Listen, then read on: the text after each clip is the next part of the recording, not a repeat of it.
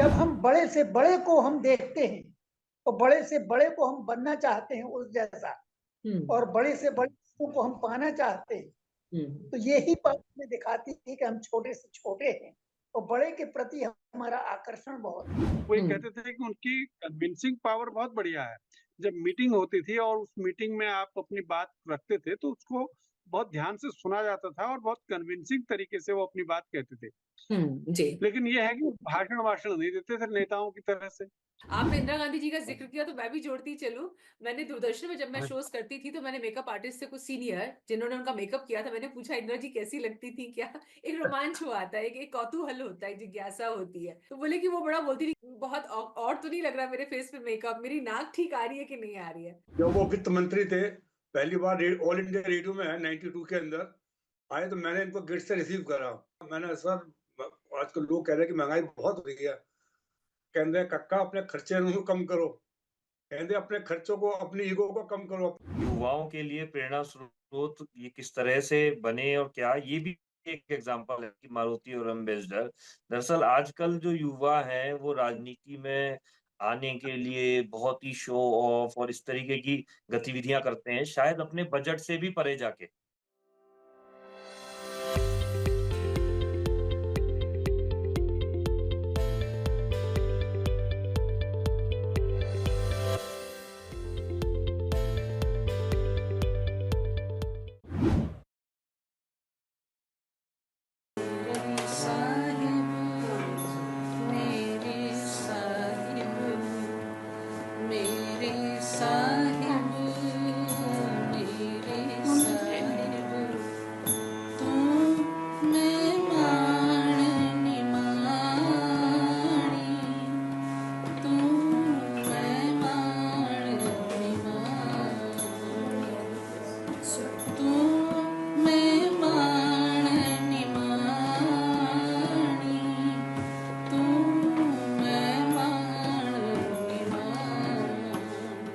नमस्कार दोस्तों, सुनिए ना अभी तपस्या शादा में बहुत-बहुत स्वागत है आप सभी का। मेरा ये पॉडकास्ट जिसमें एक छोटी-सी कोशिश हम करते हैं कि कुछ ऐसे विषय, ऐसे व्यक्तित्व जिनके बारे में बात हो, जो समाज के लिए एक मिसाल भी हैं, उदाहरण भी हैं और आने वाले समय में जब हम बात करते हैं कि हमें आदर्श रूप में कैसे लोगों को रखना चाहिए, कैसे लोग हमारे जीवन में आने चाहिए, तो आज एक ऐसे व्यक्तित्व के विषय में हम बात करेंगे। बातचीत करने के लिए मेरे साथ बहुत ही एमिनेंट लोग इस समय जुड़ रहे हैं, प्रतिष्ठित प्रबुद्ध लोग। और जिनमें सबसे पहले मैं परिचय करवाना चाहूंगी, हमारे साथ में राज अग्रवाल जी हैं जो वरिष्ठ लेखक भी हैं, शिक्षाविद भी हैं और अनेक विषयों की जब मैं बात करती हूँ तो आपकी गहरी पैनी पकड़ उन पर है। मेरा सौभाग्य है कि आज आपने समय दिया है। मैं प्रहलाद अग्रवाल सर का बहुत-बहुत स्वागत करती हूँ। हमारे साथ प्रोफेसर गोविंद सिंह जी हैं जो जेएनयू के जवाहरलाल नेहरू यूनिवर्सिटी के फॉर्मर डीन हैं। सर आपका भी हार्दिक अभिनंदन पॉडकास्ट विद तपस्या शादा में। मैं बहुत-बहुत आपकी आभारी हूँ। हमारे साथ में जगदीश सैनी जी हैं जो इनको हम सर भी कहते रहे हैं और आकाशवाणी की जब हम बात करते हैं तो आप वरिष्ठ स्वागत अधिकारी रहे हैं और विगत 40 वर्षों से आकाशवाणी दूरदर्शन के लिए आप कार्य करते रहे हैं। अब रिटायर्ड हैं लेकिन आज भी उनका मार्गदर्शन हमें मिलता रहता है। जगदीश सैनी सर, मैं आपका भी बहुत-बहुत स्वागत करती हूँ। और आज हमारे साथ गौरव मिश्रा जी हैं, वो एडवोकेट हैं और senior panel council central government और साथ ही एडवोकेट दिल्ली हाई कोर्ट। गौरव मिश्रा जी, आपका भी बहुत-बहुत स्वागत आज के इस कार्यक्रम में। जैसा कि आप सब जानते हैं, 20 दिसंबर 2024 को भारत के माननीय प्रधानमंत्री, तत्कालीन प्रधानमंत्री जो 2004 से 2014 तक रहे, आदरणीय डॉक्टर मनमोहन सिंह जी का 26 दिसंबर 2024 को निधन हो गया। लेकिन हमेशा ये कहा जाता है कि सामाजिक जीवन की जब बात होती है तो कुछ व्यक्तित्व, शख्सियत ऐसी होती हैं जो इस दुनिया से जाके भी कभी नहीं जाती, बल्कि अपने कृतित्व के माध्यम से उनके जाने के बाद वो और ज्यादा याद आते हैं और हमारे मन में ये इच्छा जागृत होती है कि उनका अनुकरण किया जाए। तो आज डॉक्टर मनमोहन सिंह जी के वसीले से हम एक प्रयास करेंगे कि जब सोशल मीडिया की बात होती है, इंटरनेट की बात होती है और आज जब हम सूचना क्रांति की बात करते हैं, तो ऐसे दौर में जब युवा जो हैं वो जल्दी में कुछ नज़र आते हैं, ऐसा बहुत लोगों का मानना है, बड़े लोगों का, कि वो उनकी गलती भी शायद नहीं है क्योंकि टेक्नोलॉजी ने बहुत कुछ चीज़ें आसान कर दी हैं, सहल कर दी हैं। तो शायद हमें लगता है कि जीवन जीने का ढब यही है। जीवन की सार्थकता, जीवन की सफलता परिभाषित करने के लिए हमें लगता है पुनः हमें एक बार आंकलन करना होगा। आज ऐसे ही प्रयास हम कर रहे हैं। तो प्रहलाद सर, मैं आपसे आरंभ करना चाहूंगी। डॉक्टर मनमोहन सिंह के वसीले से अगर हम ये कहें कि जैसे उनके जीवन की यात्रा को जब हम देख रहे हैं तो हमें बहुत कुछ जानने सीखने को मिल रहा है कि सरलता क्या होती है, सादगी क्या होती है, कम शब्दों में अपनी बात कहते हुए अपने जीवन को अपने कृतित्व के माध्यम से स्थापित करना क्या होता है, क्या कहेंगे आप? देखिए तपस्या जी, जो मनमोहन सिंह जी हमारे प्रधानमंत्री थे, वो इतना कम बोलते थे, इतनी सहजता से बोलते थे और बार बार वो ये साबित करते थे कि जो बहुत अधिक वाचाल होते हैं वो बहुत कम जरूरत की चीजें बोलते हैं। जो जरूरत की हमारी उपयोग की चीजें हैं, जो हमें ग्रहण करने वाली चीजें हैं, वो होनी चाहिए जो कम से कम शब्दों में, कम से कम अल्फाज में हमसे कही जाए। इस बात में मनमोहन सिंह जी का कोई किसी भी किस्म का कोई सानी ही नहीं मिलता। दूसरे, एक ऐसे समय में उन्होंने अर्थव्यवस्था को बिल्कुल अबाउट टर्न किया और उससे हमारी अर्थव्यवस्था को रास्ते पर लाने में उन्होंने मदद की। जो कि लोग सोचते थे कि ये गड़बड़ हो जाएगी, ये कैसे संभव होगा, उन्होंने एक असंभव कार्य को संभव करके बताया। और आज जब 10 साल पहले वो प्रधानमंत्री थे, तो आज हम 10 साल बाद उनकी बातें याद करते हैं और हमें लगता है कि हम इन 10 सालों में उनसे अभी भी बहुत कुछ सीख सकते हैं और अभी भी जो हमारी गड़बड़ियां हैं उनमें वो सुधार ला सकते हैं। जी, ऐसे जो असंभव किस्म के हमारे प्रधानमंत्री थे, जिनके बारे में मैंने एक फिल्म अभी देखी थी, तो आधी फिल्म देखकर मैं वापस आ गया। ने कहा कि उसमें किसी ने ये नहीं किया कि वो समझ सका हो कि वस्तुतः फिल्म में क्या दिखाया जाना चाहिए और क्या नहीं दिखाया जाना चाहिए और कैसे हम उनके सद्गुणों से लोगों को प्रभावित कर सकते हैं। परंतु आज हमारे सामने सबसे बड़ी बात यह है कि हम दुर्गुणों से ज्यादा प्रभावित होते हैं, सद्गुणों से कम प्रभावित होते हैं। चारों तरफ जो सिनेमा है, चारों तरफ जो समाज है, वो हिंसा से एकदम से आप्लावित है। कहीं पर भी ऐसा नहीं है कि हम सहजता को स्वीकार कर सकें। जी प्रहलाद सर, मैं इसी विषय पे वापस लौटूंगी, लेकिन गोविंद सिंह सर, मैं आपसे थोड़ा समझूं यहाँ पर। अब जो ये बात प्रहलाद सर ने कही अभी कि ये बड़ी विरोधाभास है अपने आप में कि जो होते नहीं है वो दिखाने और स्थापित करने में ही लगे रहते हैं, और जो सही मायने में होते हैं उनको लगता है दिखा के करना क्या है, हम जो है सो हैं। इतनी सीधी सी बात है। लेकिन विडंबना यही है कि आज के ग्लैमर के शो ऑफ के जमाने में, जहां हम मजाक में भी कह देते हैं कि हर दूसरा व्यक्ति फोन ऑन किया और कहीं पे भी खड़े होकर यूट्यूबर की तरह उन्होंने प्रोग्राम करना या अपने आप को फ्लॉन्ट करना शुरू कर दिया कि I am also an anchor, I am a star, I can also say something. ये एक प्लेटफॉर्म का मिसयूज तो है ही, लेकिन सामाजिक जीवन में जब हम आदर्शों की बात करते हैं, मूल्यों की बात करते हैं, मौलिकता की बात करते हैं, ऐसे में डॉक्टर मनमोहन सिंह या रतन टाटा जी का जैसे भी जिक्र आया, मैं इसमें एक नाम और जोड़ती हूँ, दुख के साथ जोड़ती हूँ कि दुर्योग ये रहा, श्याम बेनेगल जी भी पिछले दिनों चले गए। तो ये 24 दिसंबर को, जहां तक मुझे याद पड़ता है, तो ये अजीब सी बात है कि ये वो लोग जिनकी हम बात करते हैं तो उनकी विद्वता का जिक्र करने में हमें बहुत झेप आती है कि हम इस लायक है नहीं कि उनका नाम ले सके। बदलते दौर में आप किस तरह देखते हैं इस परिदृश्य को? बहुत अच्छा आपने बात रखी। और आदरणीय अग्रवाल जी ने जिस तरह से मनमोहन सिंह जी के बारे में कहा, वो भी बहुत बड़ी बात है, बहुत अच्छी बात है। मुझे लगता है कि राजनीति में जिस तरह मतलब खास करके 1990 के आसपास तक आते आते ये लगने लगा था कि अब जो है वो ये अच्छे लोगों का पेशा नहीं, अच्छे लोग राजनीति में नहीं जा रहे थे, कोई कहीं भी नहीं जा रहे थे। मतलब बड़ा एक तरह से अकाल जैसा पड़ गया था राजनीति में अच्छे लोगों का। तो ये लगातार हो रहा था। और ऐसे में जब 91 में 92 में जो है नरसिम्हा राव की सरकार आई, तो उनके सामने बहुत गंभीर आर्थिक संकट था। देश का जो है बहुत ही बुरी हालत थी, और उससे पहले ही चंद्रशेखर के जमाने में ही वो आर्थिक सलाहकार थे। तो उनसे पूछा गया कि क्या स्थिति है, तो उन्होंने कहा कि भाई जो है वो सिर्फ 2 हफ्ते का फॉरेक्स रिजर्व हमारे पास रह गया है।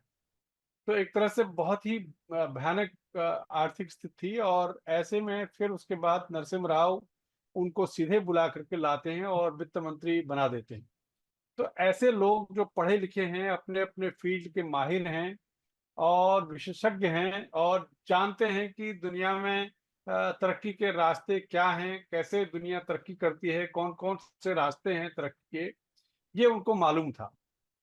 तो ऐसे में उनको ले आना, और उन्होंने भी ये समझ के कि ये देश की सेवा होगी, वो आ गए और उन्होंने अर्थव्यवस्था की जो दिशा है, जो एक बहुत ही बुरी हालत में जा रही थी, ऐसे में अर्थव्यवस्था को उन्होंने सही दिशा में ले आए। आज हम कहते हैं कि भाई हम चौथी 5वीं नंबर की अर्थव्यवस्था है दुनिया में, तो उसमें कहीं न कहीं मनमोहन सिंह ने नींव रखी। मैं तो बल्कि नरसिम्हा राव का भी बहुत बड़ा योगदान है ऐसा मानता हूँ, क्योंकि राजनीतिक रूप से उन्होंने जो है नरसिम्हा राव ने एक तरह से ये फैसला लिया, एक ऐसे व्यक्ति को सीधे वित्त मंत्री की कुर्सी पर बैठा दिया जो मतलब असंभव था उस समय।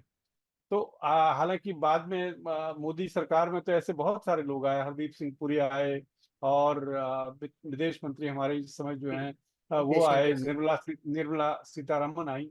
तो ऐसे बहुत बड़ी संख्या में लोग आने लगे हैं अब, लेकिन तब जो है वो बहुत रेयर जैसी चीज थी, और मनमोहन सिंह जो है वो आए और उन्होंने देश की दिशा को सुधारा। आज भी अब जो है तरह तरह के लोग आने की सोचते हैं, तो ये बड़ी बात है। मुझे लगता है कि मनमोहन सिंह से इसकी शुरुआत होती है, और आज की तारीख में बड़ी संख्या में लोग इस तरह से आ रहे हैं।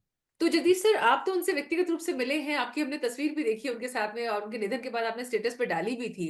कुछ बताइए ना, आपका तो फर्स्ट हैंड एक्सपीरियंस रहा उनके साथ में।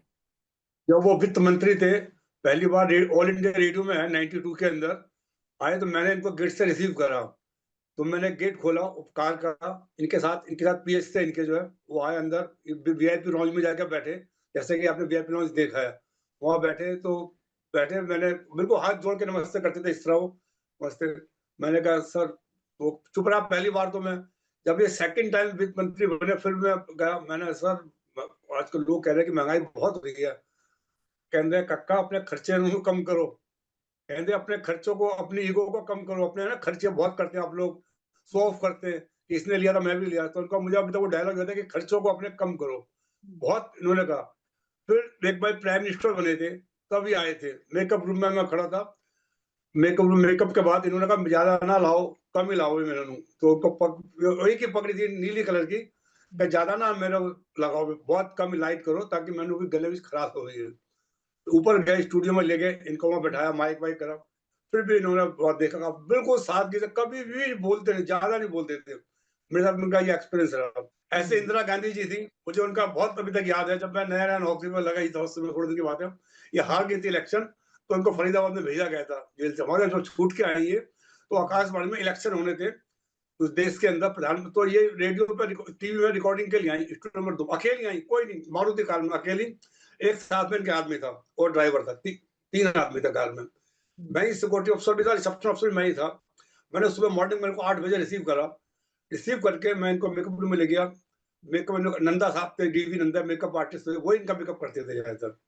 इनका मेकअप करा, इनको स्टेयर से ऊपर ले गए, लेके जाके मैडम बैठी बिल्कुल एकदम। उसके बाद वहां जाके मैडम ने देखा कि रिकॉर्डिंग स्टार्ट हो गई। आपने इंदिरा गांधी जी का जिक्र किया, तो मैं भी जोड़ती चलूं। मैंने दूरदर्शन में जब मैं शोज करती थी, तो मैंने मेकअप आर्टिस्ट से कुछ सीनियर जिन्होंने उनका मेकअप किया था, मैंने पूछा इंदिरा जी कैसी लगती थी क्या। एक रोमांच हुआ था, एक कौतूहल होता है, जिज्ञासा होती है। तो बोले कि वो बड़ा बोलती थी, बहुत और तो नहीं लग रहा मेरे फेस पे मेकअप, मेरी नाक ठीक आ रही है कि नहीं आ रही है। जी, मैं आपसे और जानूंगी सर इसके बारे में। मैं गौरव मिश्रा जी की तरफ आऊंगी, लेकिन गौरव मिश्रा जी, मैं अब जो बात निकली है कि वो मारुति में आई, मारुति से ही चलिए सिरे को आगे लेके चलते हैं कि हमने सुना मनमोहन जी के विषय में, डॉक्टर मनमोहन सिंह जी के विषय में, कि ये बात बहुत बार दोहराई जा रही है जब उनके निधन के बाद, जैसे हम टीवी चैनल्स में देख रहे हैं कि उनकी अपनी एक मारुति थी। और वो हमेशा उसमें जाना पसंद करते थे। लेकिन BMW जब उनके लिए सिक्योरिटी रीजन से, क्योंकि देश के प्रधानमंत्री हैं, तो वो होता है, आप जानते ही हैं, बहुत सारी चीजें मेंटेन करनी पड़ती हैं, डेकोरम होता है, प्रोटोकॉल होता है।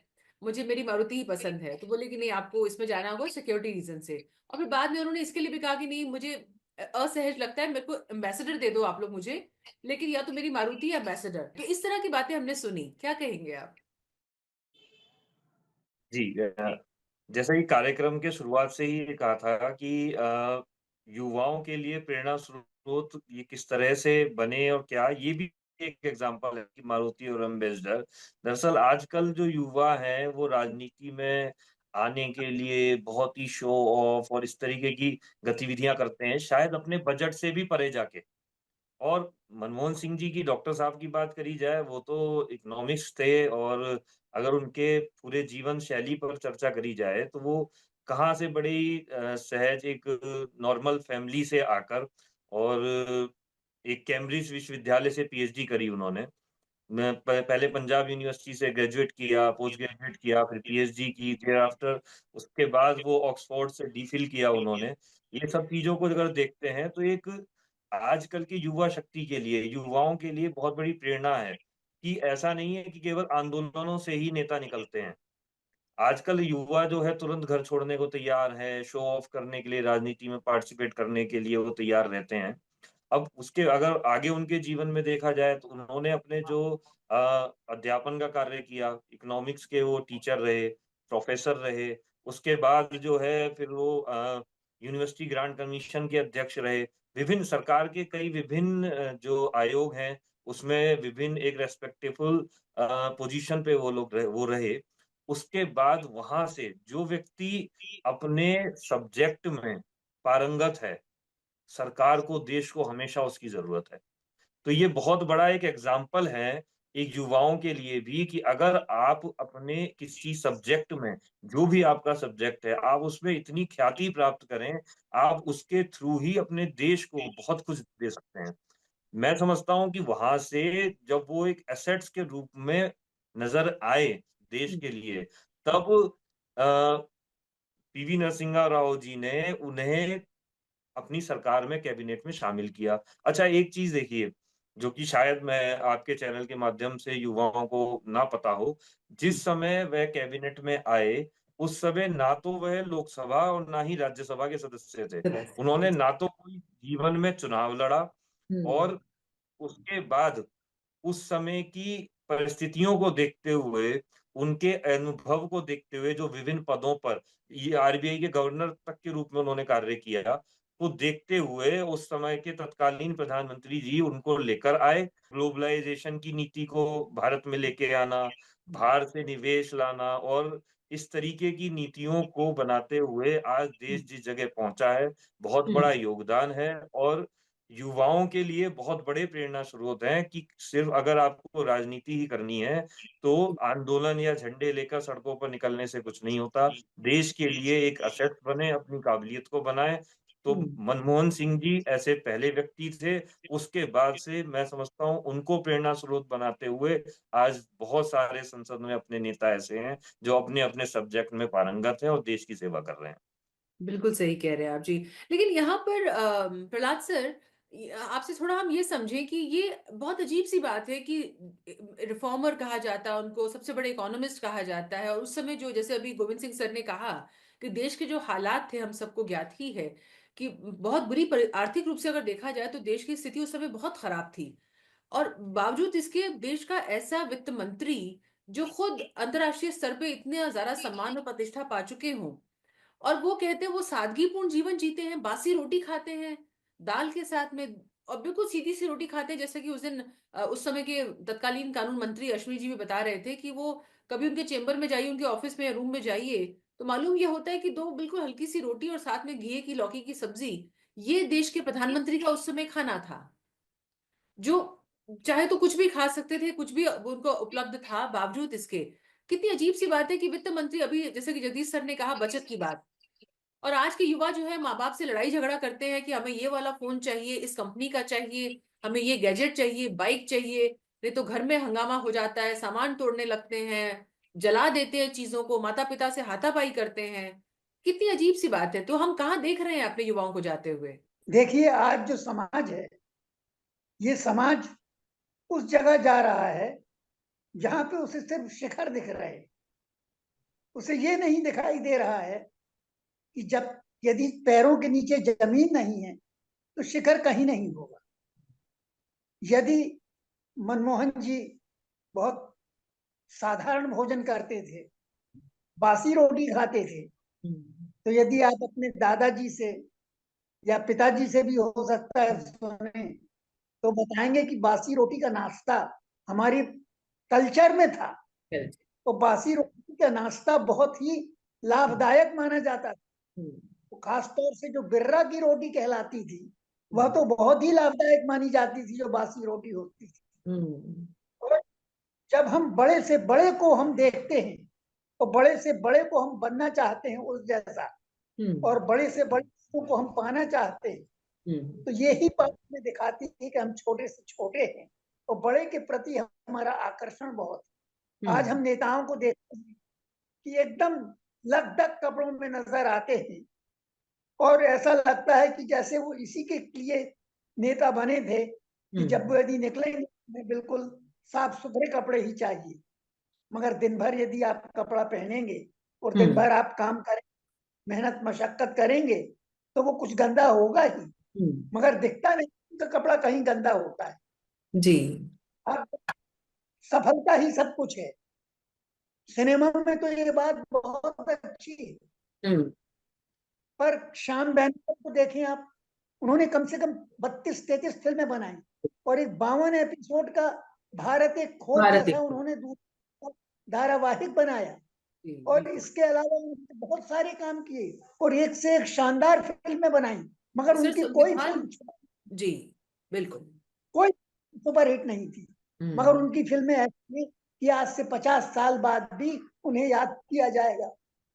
मैंने उन्हें एक बार देखा भर है, मगर मेरे मित्र हैं अशोक मिश्रा साहब, हमारे ही शहर के हैं, हमारे ही साथ, हम उनके घर पर हमारे परिवार की मित्रता है और उनको देखते हैं। तो उन्होंने, अशोक मिश्रा ने उनकी लगभग हर फिल्म में काम किया है। बिल्कुल, एक लेखक के रूप में लगभग हर फिल्म में काम किया है।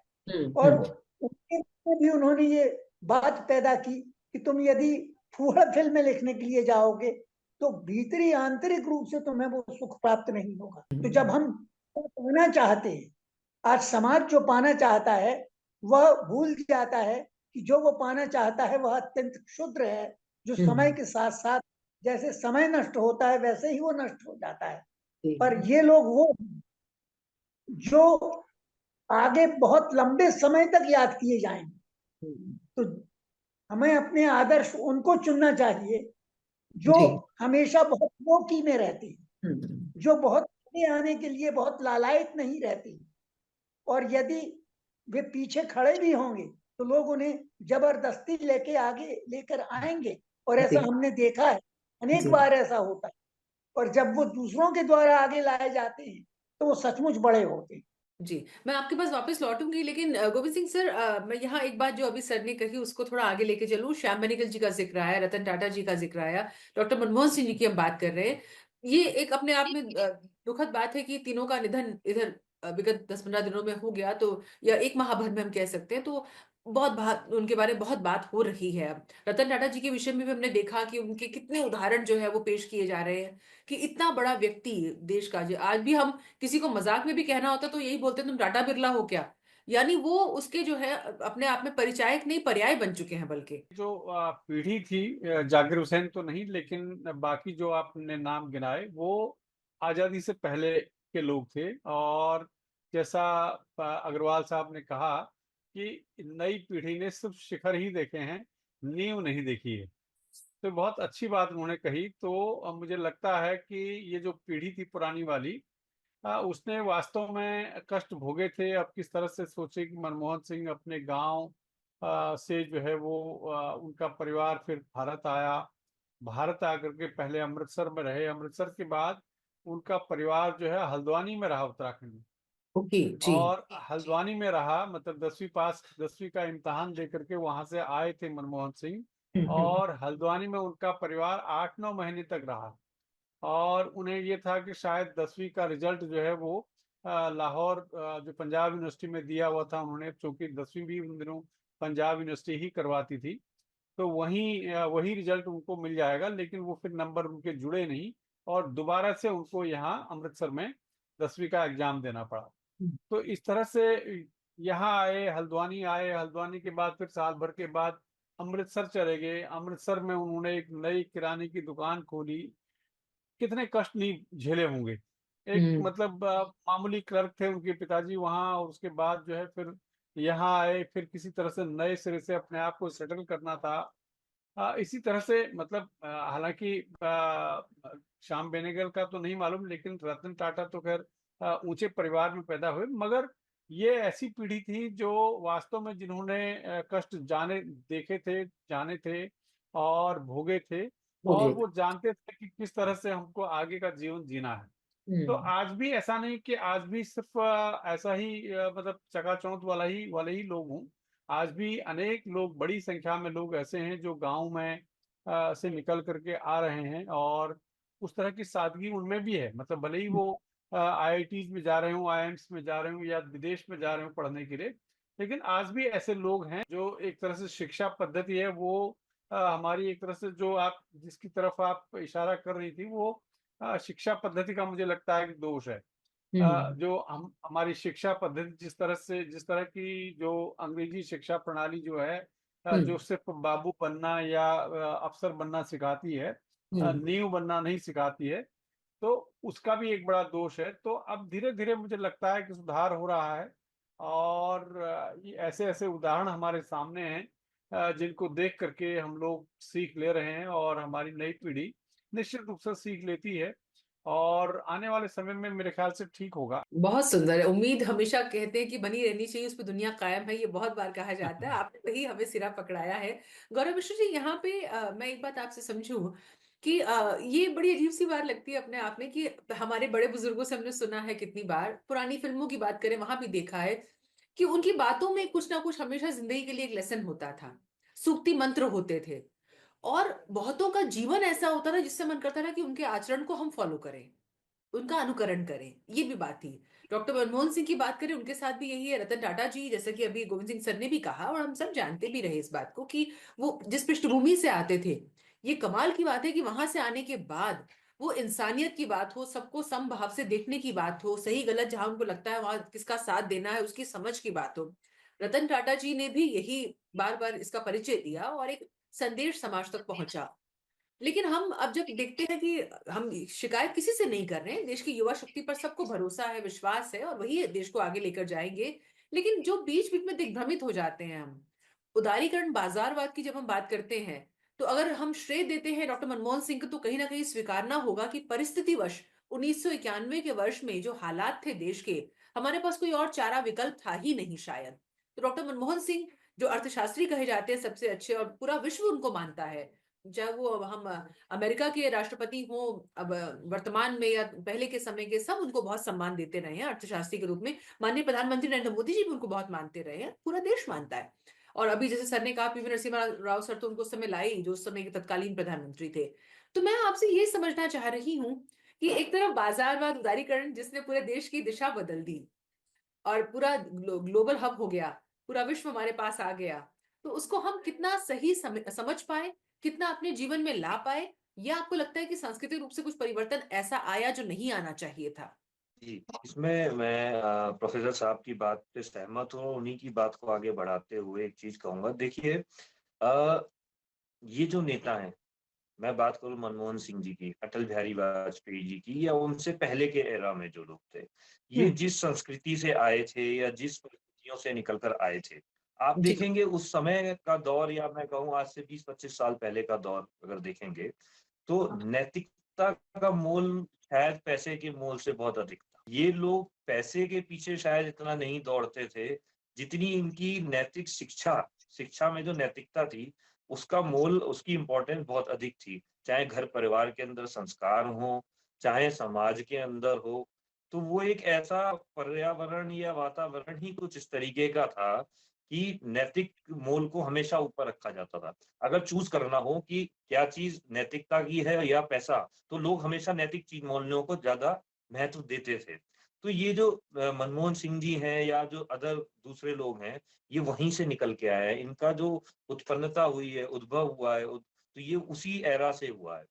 तो अगर हम उस चीज को देखें ना कि बाजारीकरण या ये सारी चीजें ठीक के अनुसार समय समय पर बदलाव होता है, समय की डिमांड है, मार्केट बदल रही है। हम आज जो कंपटीशन कर रहे हैं वो विश्व स्तर पे कर रहे हैं। हम शायद जो विकसित देश हैं उनके जैसा बनना चाहते हैं, पर ये भी कहीं ना कहीं सच्चाई है कि मौलिक और नैतिक मूल्यों का कहीं ना कहीं हम पतन कर रहे हैं। शायद वही ये कारण है कि जो आज थोड़ी थोड़ी बहुत जो समस्याएं ऐसी नजर आ रही हैं, पर आज भी ऐसे लोग हैं जो धीरे धीरे अपने उन चीजों पर हम वापस से लौट रहे हैं। शिक्षा पद्धति में बदलाव हुआ है और मैं कहूँगा संसद में ऐसे लोगों की संख्या बढ़ी है पहले से। तो जगदीश सर, जैसे अभी गौरव जी कह रहे थे, मैं उस बात को थोड़ा, युवाओं की जब बात होती है तो निश्चित रूप से हर दौर में परिवर्तन होता है। एक समय था, हम लाल बहादुर शास्त्री जी का जिक्र करते थे कि उनके बेटे ने जब गाड़ी ली और बिना उनको बताए गाड़ी लेके चले गए, तो उन्होंने कहा कि नहीं, इसका जो हर्जाना है वो मैं भरूंगा, क्योंकि ये ऑफिस की गाड़ी है, प्रधानमंत्री कार्यालय की गाड़ी, मेरी निजी गाड़ी नहीं है। तो मेरे बेटे को कोई अधिकार नहीं है कि ऑफिस के जिसमें पेट्रोल लगता है, फ्यूल लगता है, वो गाड़ी को वो यूज करे। ये बात भी उसमें निकल कर आई थी। तो आदर्श हर दौर में रहे हैं, जयप्रकाश नारायण जी हो, विनोबा भावे हो, सरदार पटेल हो, ऐसा भारत में परिपाटी रही है कि ऐसे बहुत लोग रहे हैं। तो आपको क्या लगता है कि आज से 10, 20, 30, 40 वर्ष बाद जब इसी तरह का कोई कार्यक्रम हो रहा होगा, तो हमारे पास कुछ नाम उदाहरण के रूप में आपको लगता है कि नजर आएंगे? आज के युवाओं में वो बात दिखती है आपको? मैडम, आज के युवाओं में बहुत सारे नाम आएंगे मेरे ख्याल से। अटल बिहारी वाजपेयी जी थे, लेकिन हमें इनसे आदर्श लेने वाले लोग मिलेंगे। हर युग में कोई ना कोई शिक्षा लेने वाला मिलता है। जी, गोविंद सिंह सर, जी जी। बहुत बार कहा जाता है कि बच्चों को एक उम्र तक, वो 17-18 की उम्र हो, 20-22 की उम्र हो, तब तक आते आते ये कहा जाता है कई बार कि हर बार बताना सिखाना जब आप शुरू करते हैं, जैसे कि प्रहलाद सर भी अभी कह रहे थे कि शब्द जब ज्यादा आने लगते हैं तो असर कम होने लगता है, ये बात कही जाती है। और बहुत बार ये कहा जाता है कि कुछ भी ना कहा जाए तो आपके आचरण से या आपके परिवेश से या आपके बड़ों से स्वतः हम बहुत कुछ उठाते चलते हैं। ये भी एक बात है, इसलिए घर के बुजुर्ग, ताया जी हो, फूफा हो, मौसा हो, या महिलाएं भी हैं, तो हम हमेशा कहते थे कि उनको देख के आदर्श रूप में जीवन कैसा होता है, संघर्ष कैसे से चुनौतियों से पार पाया जाता है, ये हम बिना कहे सुने उनको देख के सीख लिया करते थे। आपको लगता है आज वो दौर रह गया है जब हमें अपना कमरा चाहिए, अपना फोन चाहिए, अपना टीवी चैनल देखने के लिए स्पेस चाहिए, अपनी गाड़ी चाहिए, अपने मित्रगण चाहिए, पड़ोस का पता नहीं? आपको लगता है कि कुछ इसका अंतर पड़ता है? अंतर तो निश्चित रूप से पड़ता ही है, क्योंकि हर युग में अपनी आवश्यकताएं अलग होती हैं। क्योंकि तब देखिए, जब मैं 1982 में ट्रेनी जर्नलिस्ट बना था टाइम्स ऑफ इंडिया ग्रुप में, तो टाइम्स ऑफ इंडिया ग्रुप के बाहर सिर्फ 2 कारें होती थी। जर्मन कारें थी, वो बड़ी बड़ी कारें थी। और बाकी टाइम्स ऑफ इंडिया और हिंद भारत टाइम्स के 2 संपादकों के पास एक एक छोटी, शायद एम्बेसडर थी या प्रीमियर थी, पद्मिनी थी, वो कारें होती थी। लेकिन वो भी उनको मिली भी नहीं होती थी, वो भी लाने ले जाने के काम में आती थी। बाकी या तो साइकिलें होती थी या स्कूटर होते थे। हम लोग के पास जो नए ट्रेनी जर्नलिस्ट बनते थे या सब एडिटर, रिपोर्टर वगैरह, उनके पास वो भी नहीं होता था। तो एक जमाना, मतलब वो उस जमाने की अपनी अलग आवश्यकताएं थी। क्योंकि स्कूटर मिल जाना मतलब स्कूटर का, बजाज स्कूटर के लिए 2-2 साल के लिए लाइन लगानी पड़ती थी, बुकिंग करनी पड़ती थी, एडवांस बुकिंग होती थी, तब जाकर के आपको चेतक तो मिलता नहीं था। चेतक तो फॉरेन करेंसी जिसके पास होगी उसको मिल पाता था। तो इस तरह से जो है बड़ा मुश्किल, मतलब तब विलासिता या कंफर्ट की जो चीजें थी वो दूसरी तरह की चीजें थी। आज जो है चूंकि लोगों के पास हो गया है, समृद्धि आ गई है, इसलिए जो है मुझे लगता है कि ये चीजें अब नेसेसिटीज में तब्दील हो गई हैं। जो कार पहले विलासिता की चीज थी, आज आवश्यकता बन गई। तो ये एक समस्या है। ये मतलब एक तरह से परिस्थिति का में बदलाव है, पैराडाइम शिफ्ट हो गया है। लेकिन इन्हीं परिस्थितियों में अब आज भी हमारे बच्चों के सामने अब ये है कि एक कार है तो 2 कार होनी चाहिए, या मेरे पास अलग होनी चाहिए। एक परिवार की कार से गुजारा नहीं चल रहा, तो 2 कारें होनी चाहिए, 3 कारें होनी चाहिए। बड़ी-बड़ी जो बड़े जगहों पर रहते हैं लोग, वो इस तरह की जो है और ज्यादा आगे देखने की जो है के सपने देख सकते हैं। तो ये स्थिति तो है, मुझे लगता है कि देश समृद्धि की तरफ बढ़ रहा है। और अभी मतलब जैसे ये है कि बिलो पॉवर्टी लाइन अभी भी बहुत बड़ी संख्या में लोग हैं। हालांकि ये कहा जा रहा है कि बिलो पॉवर्टी लाइन भी लगभग 50 मतलब काफी बड़ी संख्या में, आंकड़ा ठीक से याद नहीं आ रहा, बड़ी संख्या में बिलो पॉवर्टी लाइन से ऊपर लोग आ रहे हैं। जी बिल्कुल। गौरव मिश्रा जी, ये अब आप युवा हैं और आपका जो सर्कल है उसमें भी बहुत से लोग होंगे जिनसे इस तरह की बातें आपकी होती होंगी। एक हम आजकल जो बहुत नैरेटिव के पॉइंट ऑफ व्यू से एक बात कही जाने लगी है कि एक भारत एक इंडिया, उसका आशय ये होता है कि इंडिया जो है वो मॉडर्न भारत है और भारत जो है, जो भारत सांस्कृतिक रूप से गांव में बसता है या जो उस परिवेश के लोग हैं, ये एक मानसिकता के स्तर पे भी हमने देखा ये लोगों की सोच में परिवर्तन आ रहा है। एक तो ये मैं आपसे समझना चाहूंगी, ये इसका क्या आशय है, मतलब आप क्या समझते हैं कि हम जब रोल मॉडल्स की बात कर रहे हैं, हमारे जो आदर्श रहे हैं, आइकन्स रहे हैं, उस दृष्टि से अगर बात की जाए तो आपको क्या लगता है कि ये कहाँ जा रहे हैं हम? दरअसल आपने जो सवाल किया, मैं बिना किसी क्रिटिसिज्म में फंसते हुए या कोई क्रिटिसाइज ना करते हुए किसी को एक बात कहना चाहूंगा कि एक बहुत बड़ा दौर ऐसा रहा जो कि परिवर्तनशील तो था, लेकिन वो परिवर्तन कुछ इस तौर से हुआ कि हम अपनी पुरानी संस्कृति या क्या भारतीय या हमारी संस्कृति हम क्या थे, उसको ना तो हमने पढ़ा और ना उसके ऊपर कभी किसी ने भी ये जोर दिया कि आपको वो पढ़ना चाहिए, जानना चाहिए। हम आधुनिकता की तरफ तो भागे, आधुनिकता का तो पीछा किया, लेकिन हमने ये तो कहा कि ये मॉडर्नाइजेशन है। पर वो मॉडर्नाइजेशन में क्या वो चीज जो आपको दिखाई जा रही थी या जो देखा आपने, क्या वो पहले से हमारे पास थी या उससे बेहतर चीज हमारे पास थी जिसे हम छोड़कर बहुत तेजी से आगे भाग रहे थे। एक बहुत लंबा दौर ऐसा रहा जिसके बाद आज हम एक ऐसी जगह पर पहुंचे जहां पर हमने उन चीजों को मॉडर्न कहना की शुरुआत कर दी या मॉडर्न कहा जाने लग गया, आधुनिक कहा जाने लगा, जो चीजें शायद उससे बेहतर चीज हमारी संस्कृति में पहले ही विद्यमान थी, जिसकी तरफ हमने देखना भी नहीं चाहा। बड़ा रोल एक शिक्षा पद्धति का है, जो ये भारत और इंडिया का आपने जो एक डिफरेंस की बात कही, ये ठीक है, ये दो वर्ड्स है। भारत का इतिहास, अगर हम भारत शब्द को जाने तो बहुत बड़ा इतिहास है। इंडिया शब्द को जाने तो अभी कुछ वर्षों पुराना ही इतिहास है, कुछ 100-200 साल पुराना मैक्सिमम हम कह सकते हैं। तो ये केवल इस चीज का डिफरेंस है, कोई फर्क नहीं पड़ता कि क्या भारत क्या इंडिया, मेन तो है कि आत्मा क्या है, हमारी संस्कृति क्या है, हम उसको अपनी शिक्षा नीति में लेकर आए तो भारत भी वही है और इंडिया भी वही है।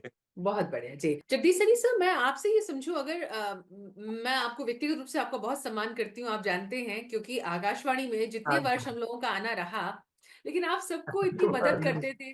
मुझे याद है कि मैं कभी भी आपके पास साइन करवाने आई हूँ, आप लंच टाइम के लिए ब्रेक पे गए हुए हैं, आप कॉरिडोर में घूम रहे हैं, आप अपना दोस्तों के साथ बात कर रहे हैं, जहां भी आपसे सामना होता था आपने कभी साइन करने से इनकार नहीं किया, कभी त्योरियां नहीं चढ़ाई, कभी गुस्सा नहीं किया, अपनी कुर्सी का रौब नहीं झाड़ा। मैं सबको उदाहरण देती हूँ आपका, तो हम जो आज जिन सबकी बात कर रहे हैं उन सबका सम्मान करते हुए आदर्श रूप में तो आप भी हमारे सामने हैं। ऐसी बात नहीं, मैं तो अपना फर्ज समझा था, मैं तो बहुत कुछ सीखा ही, जिससे भी सीखने को मिला, मुझे सीखने को मिला। मुझे एडवांस जी से पहली बार शिक्षा मिली थी कि बेटा अपना काम करो, सही करो, बिल्कुल जो है। फिर मैंने नरेंद्र मोदी जी को देखा, प्रेस क्लब के अंदर मैं गया था, कोई साथ में पत्रकार लोग मेरे को साथ में ले गए थे, और वो लक्ष्मण भाटिया होते थे, श्रीकांत शर्मा जी थे, रमेश गौड़ हुआ करते थे नवभारत टाइम्स के अंदर, रघुवीर साहे जी होते थे जो मंजरी साहब की डॉटर थी। तो रघुवीर साहे जी जब आते थे तो पहले रिसेप्शन में बैठा था, मैं जानता नहीं था, मैं नाम सुना होता, रघुवीर साहब दिनमान जी के एडिटर है, ये रिसेप्शन में है। तो न्यूज में इनकी वार्ता थी, तो आए, मैंने देखा इतने सिंपल आदमी, बिल्कुल पहना हुआ, और उसमें मैंने सर नमस्कार, तो आप मुझे पहचानते हैं? मैंने सर, मैंने नाम सुना आपका ही, इसलिए मैंने पहचाना। तो मेरा हर एक से सीखा जी, क्योंकि जिसकी वो सम्मान करो, गिव एंड टेक, किसी को रेस्पेक्ट दोगे तभी रेस्पेक्ट मिलेगी। तो मुझे लगता है हमारे आसपास भी आप जैसे लोग जब तक हैं, तो युवाओं के बीच और जो ऑफिस का स्टाफ भी है उनके बीच में भी एक संदेश जाता है। ये मेरा अपना निजी अनुभव है। पर आजकल युवाओं को भी चाहिए थोड़ा प्रेम से व्यवहार करें, संघर्ष ना करें, और अपनी ड्यूटी समझे, हर एक से प्यार से रहें, क्योंकि आजकल लोगों में गुस्सा बहुत है, एकदम जो एकदम हैवी हो जाते हैं। अटल बिहारी वाजपेयी जी की मैं एक बात सुनाता हूँ। अटल बिहारी वाजपेयी जी, ग्वालियर में इलेक्शन थे, इलेक्शन के दौरान 77-78 की बात है, इलेक्शन थे, तो इनको चोट लग गई थी पैरों में, सिर में पट्टी बंधी थी इनके हाथ में और पैर से चला नहीं जाता था इनके। तो स्टूडियो 2 के अंदर दूरदर्शन में रिकॉर्डिंग के लिए इनको बुलाया गया था। तो आए तो चला नहीं गया, ऊपर उठ नहीं पाते, तो इनको कुर्सी पे उठाया, मतलब कुर्सी पे डंडा लगा के इनको ऊपर स्टूडियो के अंदर बैठाया लिया अटल बिहारी वाजपेयी जी को। तब इन्होंने कहा देखो भाई, आप भी झगड़ा करके क्या फायदा। तब भी मेरी बात याद है कि झगड़े से कोई फायदा नहीं, कुछ मांगो, डिमांड रखो अपनी आप। ये फतराबाजी करते हैं नेता लोग, ये सब करते हैं, हम पे क्या फायदा है। अब हमारे मोदी जी है, काफी शिक्षा का दौर है इस समय, शिक्षा में काफी बदलाव आ रहे हैं, एनसीईआरटी में काफी बदलाव ला रहे हैं शिक्षा में धर्मेंद्र प्रधान जी, कि बच्चों को ऐसे करो, और में करो, उनको करो। तो बिल्कुल ही हमारा ढांचा बहुत चेंज हो गया काफी शिक्षा में।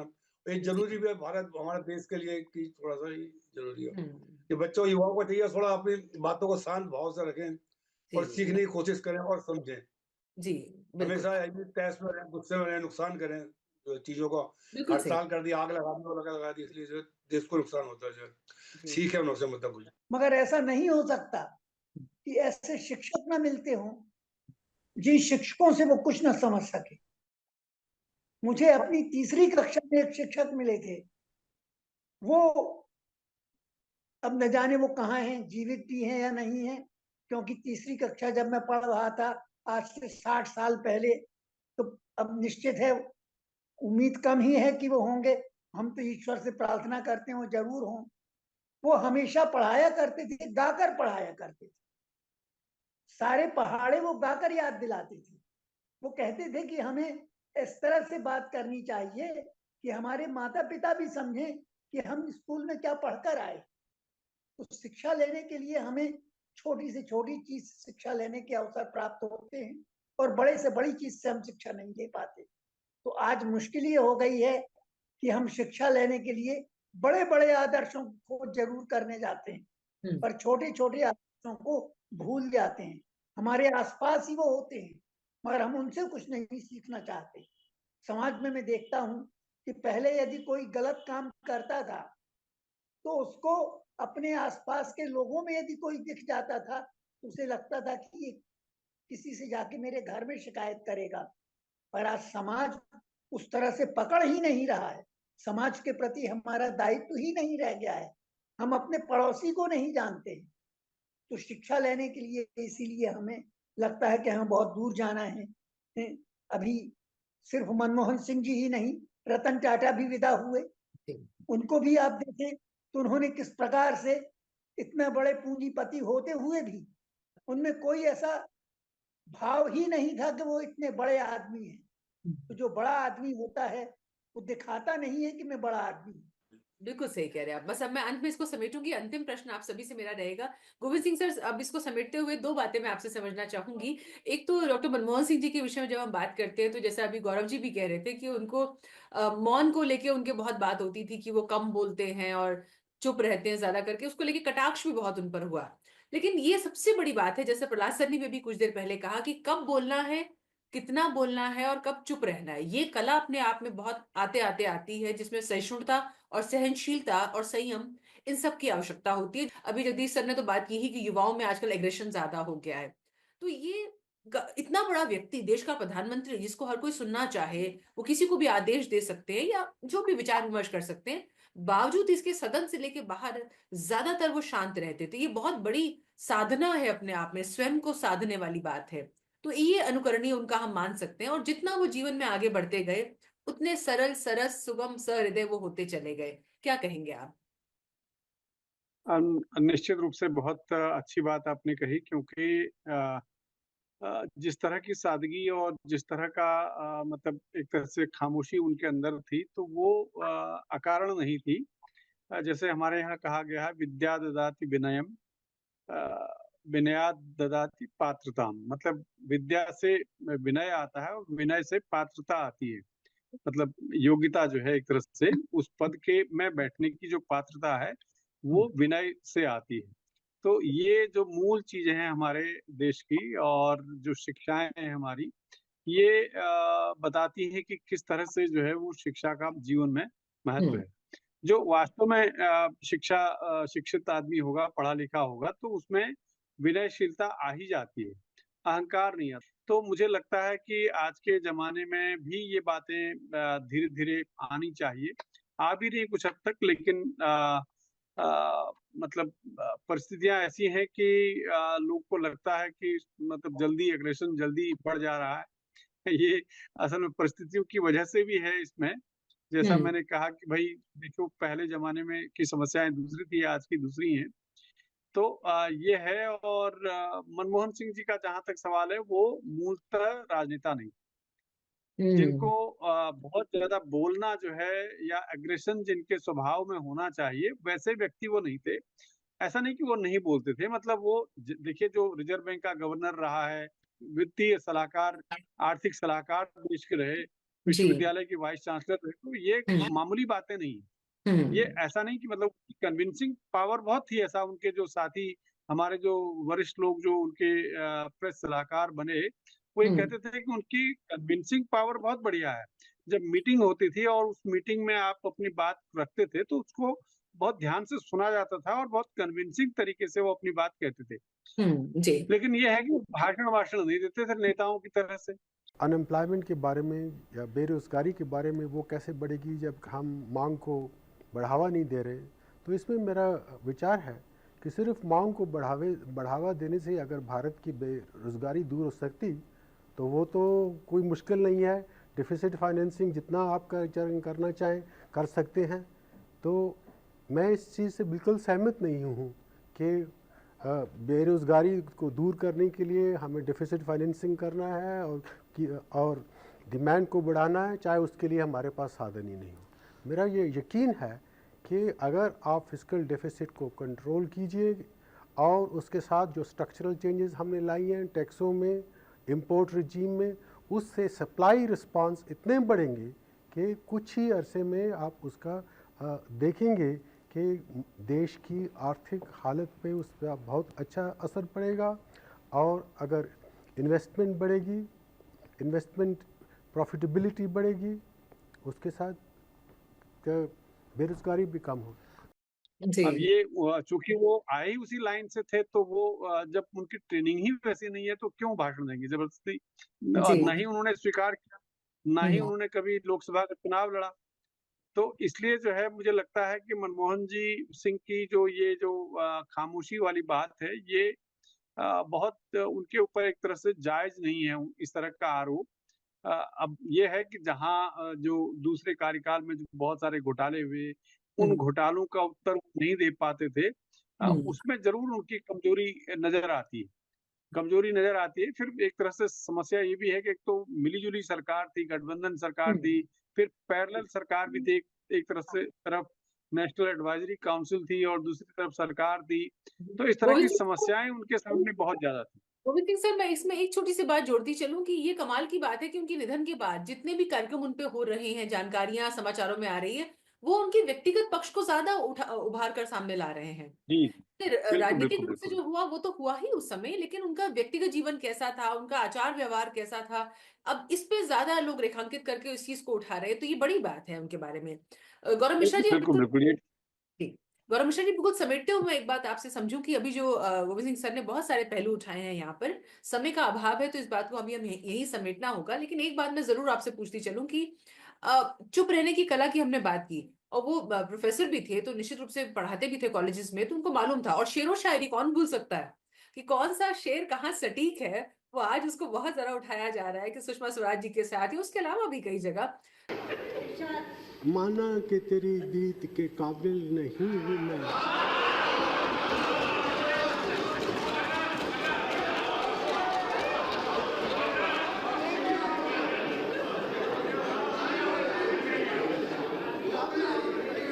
माना कि तेरी दीद के काबिल नहीं हूं मैं, तू मेरा शौक तो देख, मेरा इंतजार देख।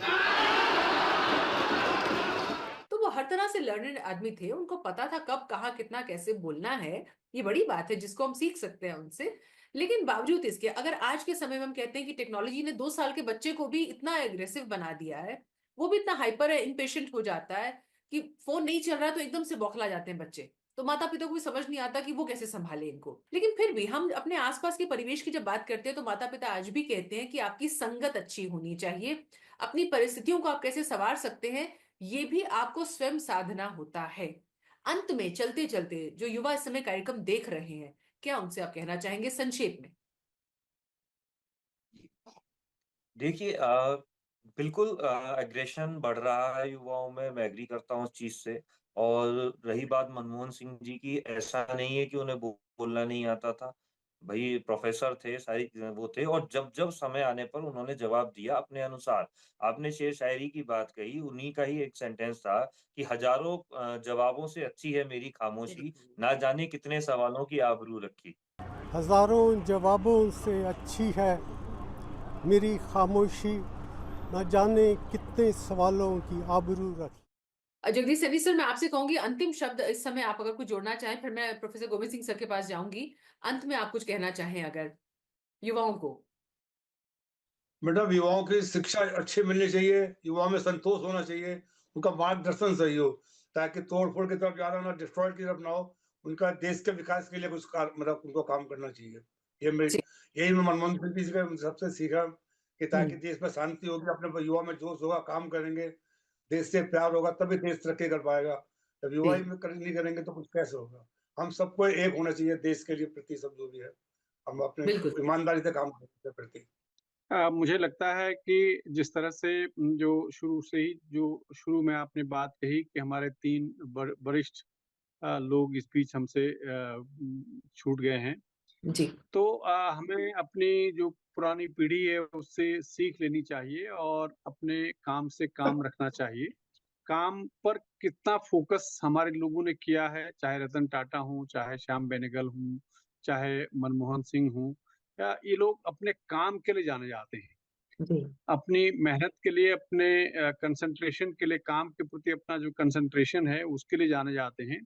तो हमें भी अपना फोकस जो है बहुत क्लियर रखना चाहिए कि हम किस तरह से अपने काम पर फोकस करें और जो काम हमको करना है उस पर 100% अपना दें। ये ध्यान रखना चाहिए। बाकी असल में डाइवर्सन बहुत है इस समय, आज की तारीख में बहुत ज़्यादा भटकाव हमारे जीवन में, ऐसे बहुत सारी सुविधाएं हमको मिल गई हैं जो हमको भटकाती रहती। तो उन भटकनों से हम अपने आप को बचाएं और अपने आप पर कंसंट्रेशन करें, अपने आप को देखें। यही मुझे लगता है कि लोगों से हमें सीख मिलती। बहुत धन्यवाद सर। मैं आपको धन्यवाद देना चाहूँगा। आपने बहुत अच्छा पैनल सेलेक्ट करा और काफी कुछ पूछा और जानकारी दी लोगों को, और आगे भविष्य में भी ऐसे करते रहना, और लोगों को भी करना चाहिए ऐसा प्रोग्राम, ताकि लोग देख सके, सीख सके, कुछ युवा को जागृत करा। बहुत अच्छा पैनल था आपने डिस्कस करा जो। धन्यवाद आपका बहुत बहुत धन्यवाद जगदीश सैनी सर। प्रहलाद अग्रवाल सर तो हम कह सकते हैं कि वरिष्ठ लेखक हैं और वाकई मतलब उनसे बात करना अपने आप में एक अनुभव होता है, मैं हमेशा कहती हूँ। प्रोफेसर गोविंद सिंह सर, मैं आपका बहुत बहुत आभार व्यक्त करती हूँ। मैं जब भी आपसे निवेदन करती हूँ आप मेरी बात का मान रखते हैं। गौरव मिश्रा जी, मैं आपकी भी बहुत आभारी हूँ। जिस तरह का इनिशिएट आपने लिया, मुझे लगता है जो अपने कई बड़े चैनल्स हैं जिनके वॉच व्यूअर्स बहुत ज्यादा हैं, उनको भी इस तरह का पॉजिटिव सेंस में अगर वो कायरता करें, अपने जो मुख्य कहूँगा रोल मॉडल हैं कि अच्छाइयों के ऊपर डिस्कस करें। मिट गए मिस्र, यूनान और रोमा, कायम है अब तक, लेकिन कायम है अब तक नामो निशान हमारा। कुछ बात है कि हस्ती मिटती नहीं हमारी, सदियों रहा है दुश्मन दौरे ज़माना।